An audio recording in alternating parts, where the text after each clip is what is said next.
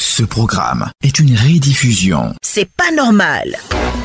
Une situation vous déplaît, vous en avez gros sur le cœur, vous êtes exaspéré par un certain nombre d'événements. Radio Côte d'Ivoire vous ouvre une lucarne pour crier votre mécontentement dans le bon ton, la courtoisie et le respect. Je donne contre le collègue des professeurs. On dit code d'inscription en ligne, fiche de renseignement, affecté de l'élève, 6e et 5e, kit d'inscription des affectés de l'élève, permis, livret scolaire, RAM, chemise cartonnée et enveloppe timbrée. Je me plains contre cela. La ministre a dit que vous êtes prié, Voilà, c'est pas normal ici. C'est moto, j'ai dit. Moto, ça fait accident, ça tue. Mais les enfants, la maman justice, c'est quand ils les parlent. Ils ne vous écoutent non pas. Donc, vraiment, je voulais passer par vous pour lancer un message aux communautés. Il n'est pas vraiment voir les enfants. Pas chef de brigade du sous-préfet là, le maire est là. Mais ça vit tous les jours. Il y a quelque chose qui ne va pas du tout. Les lampadaires ne sont pas éclairés. Aujourd'hui où je vous parle, je peux dire que l'éclairage public n'en ont pas. Le village est dans le noir. Voilà, donc vraiment, en tout cas, on demande pardon.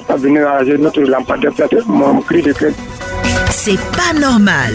Du lundi au vendredi, de 8h05 à 8h30.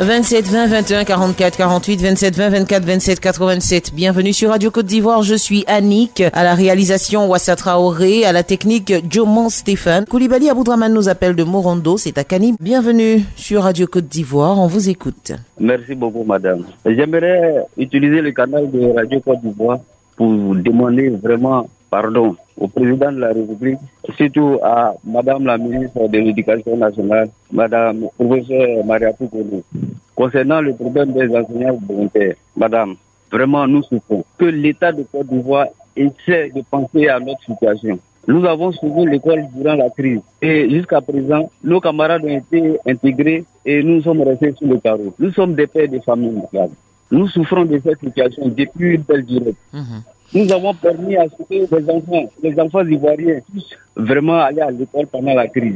Nous avons évité un génocide intellectuel au Nord. Je demande pardon au président de la République, à travers le ministre de l'Éducation nationale, qu'il se penche au moins sur notre problème. Nous sommes des pères de famille, madame. Ok, c'est bien noté, monsieur Koulibaly Aboudraman. On a bien compris votre cri de cœur. Je crois que c'est pas la première fois que vous appelez. Et donc, on le comprend aisément. Donc, le ministère de l'Éducation nationale et de l'alphabétisation est interpellé dans le cadre de ces enseignants bénévoles. Là, on a reçu justement une personne ressource du ministère qui a donné des informations relatives à cela. Mais vous avez dit qu'il s'agissait des contractuels et pas des enseignants bénévoles. Donc, on espère qu'ils pourront se pencher sur votre cas. C'est pas normal. Guédé Edmond nous appelle de Mans. Oui, madame. Il y a un souci d'électricité là où vous êtes. Ouais, pas mal avec-vous. Ça va bien, merci, et vous? Je vais très bien. D'accord. Guédé Edmond, on vous écoute. Bon, madame, c'est pas normal.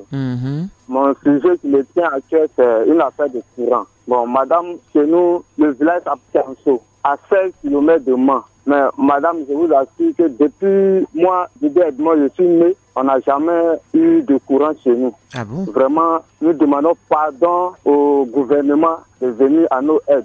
Le village s'appelle comment? Le village s'appelle Tianso. Tianso. À 16 km de Mans. À 16 km de Mans. Sur la route d'Abidjan. Est-ce que vous avez fait une demande auprès de la section CIE de Mans pour vous ravitailler en électricité? En vérité, premièrement, on est parti faire la demande.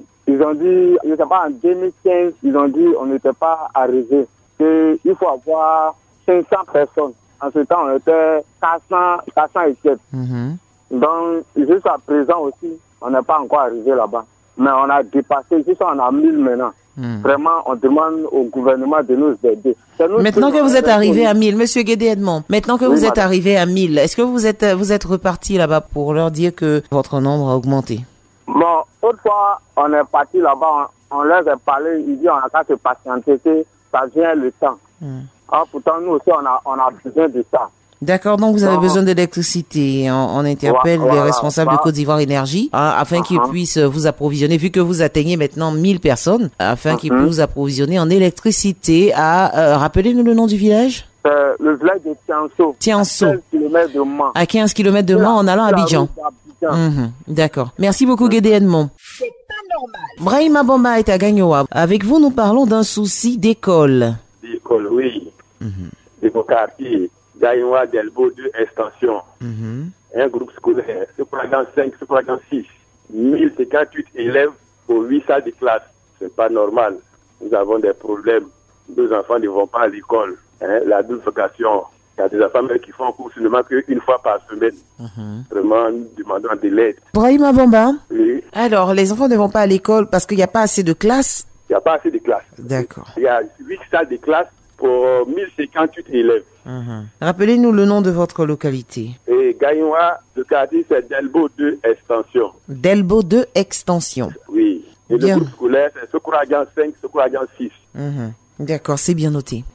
Merci beaucoup d'avoir appelé sur Radio Côte d'Ivoire. C'est une question d'école et donc un déficit de classe, je crois. Et donc, Madame le ministre est interpellée, le ministre de l'Éducation nationale et de l'alphabétisation.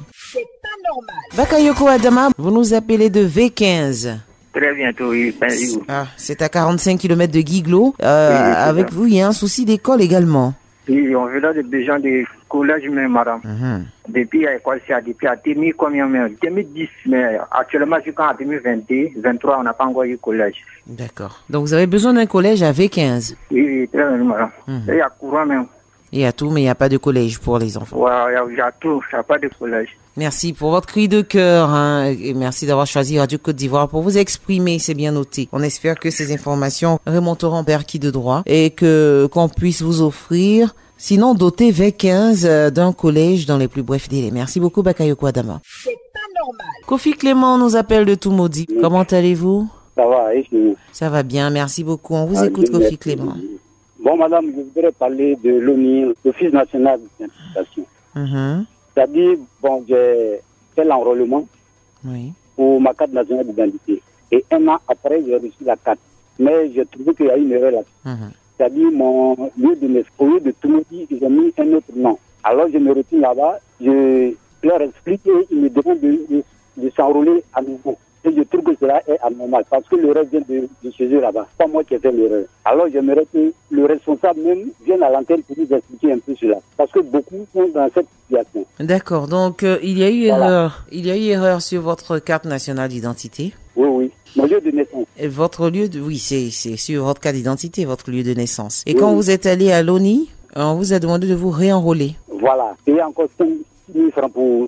D'accord, donc vous voulez qu'une personne ressource vienne de l'ONESI pour vous éclairer en fait sur les réelles démarches à suivre lorsqu'il y a eu erreur sur votre pièce ou si vous n'êtes pas encore en possession de votre pièce dans les délais. Voilà. Merci beaucoup Kofi Clément pour votre proposition. Je paye encore 5 000 francs. Et on a beaucoup de... C'est récurrent les plaintes en ce qui concerne la carte nationale d'identité. On va essayer de remonter l'information afin d'avoir une personne ressource qui pourra répondre à toutes vos préoccupations. Merci bien. Merci Kofi Clément. C'est pas normal. Conan Richard nous appelle de Boaké, il a le même problème, on va le dire, que le premier intervenant, à savoir le problème d'enseignants bénévoles.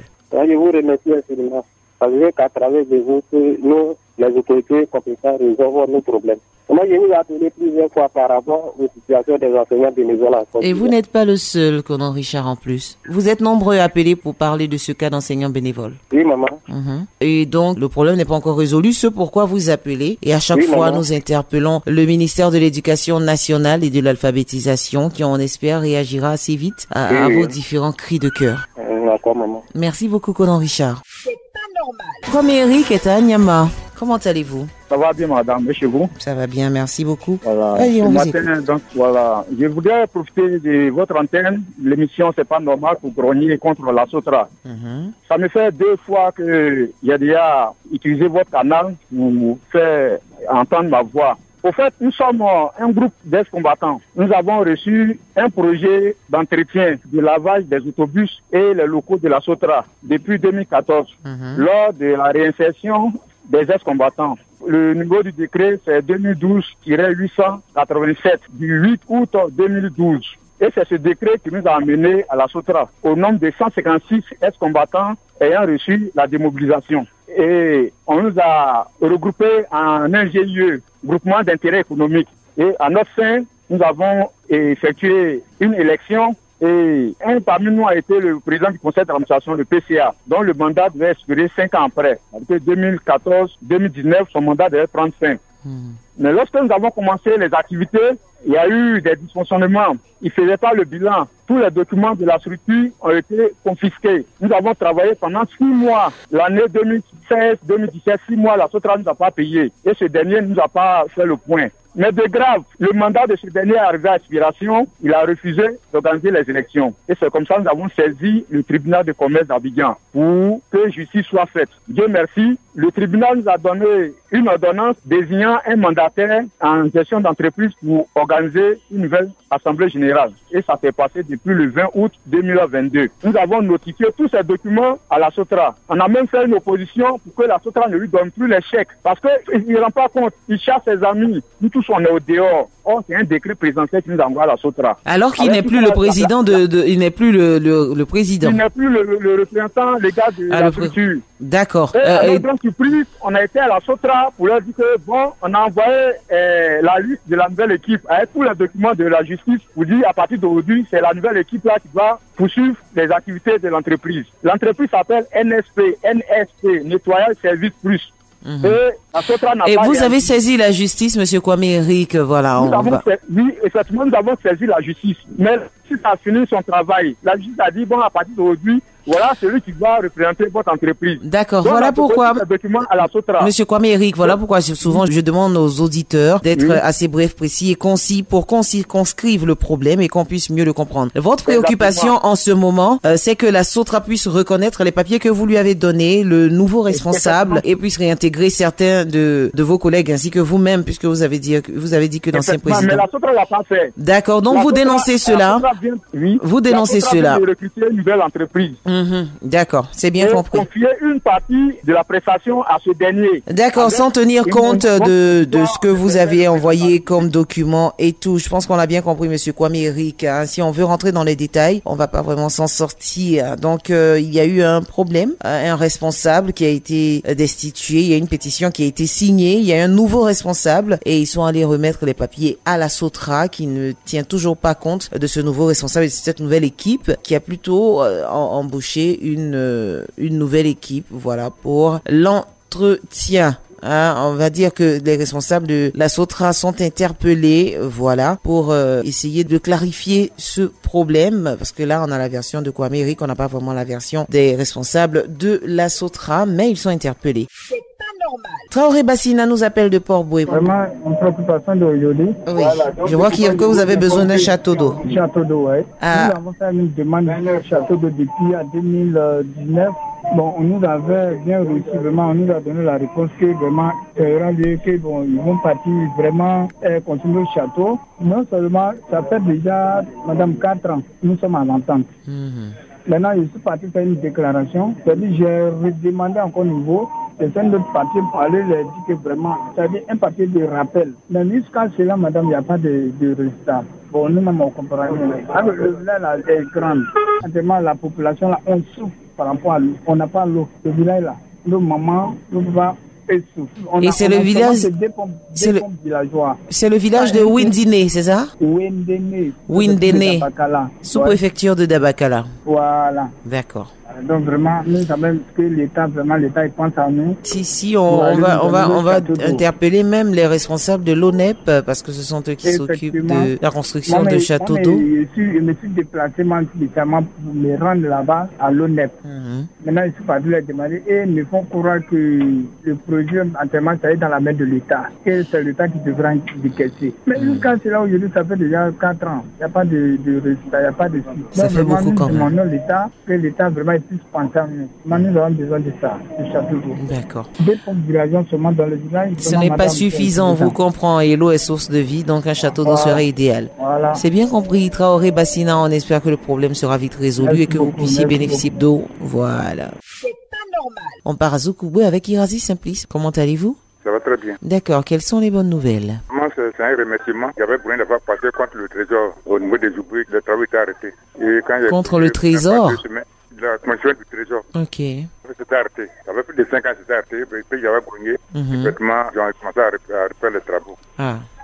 Moi, je remercie les autorités compétentes qui sont appelées pour finir le trésor. D'accord. C'est une bonne nouvelle déjà et on espère que tout rentrera dans l'ordre d'ici peu et que vous puissiez profiter pleinement de cette section du trésor à Zoukoube. Merci beaucoup, Irazi Simplice. C'est pas normal. Voici Hubert, vous nous appelez de Guessabo. Oui.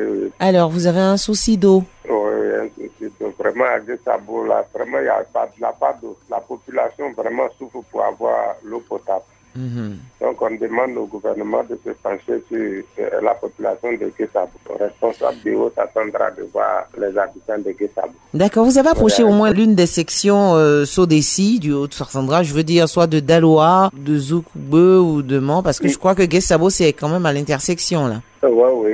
Bon, pour le moment, on n'a pas encore effectué cette démarche-là, mais on va essayer de le faire. Essayez de le faire et puis rappelez sur Radio Côte d'Ivoire quand vous le pouvez. Merci, madame. Je vous en prie, monsieur Kwasi Hubert. C'est pas normal. Notre dernier intervenant, c'est Koulibaly Adama, il nous appelle de Divo. Alors, avec vous, il y a un souci de route à Divo? Oui, il y a un souci de route. À Divo? Non, pas à Divo, mais c'est à Mbengue. À Mbengue, qui est situé? La route de Korogo-Mbengue. Korogo-Mbengue. Oui, je demande pardon au ministre du district, au ministre du Poro, qu'il fasse tout pour vraiment voir les autorités compétentes, pour vraiment pencher sur notre route de Mbengue. Vraiment, la route, vraiment, elle est vraiment souvent dégradable.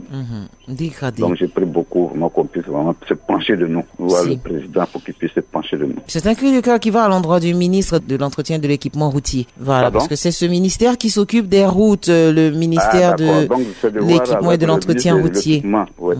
Ok, c'est de voir avec le ministre de l'équipement. Voilà, pour qu'on puisse reprofiler la route, l'axe Korogo-Mbengue. Oui.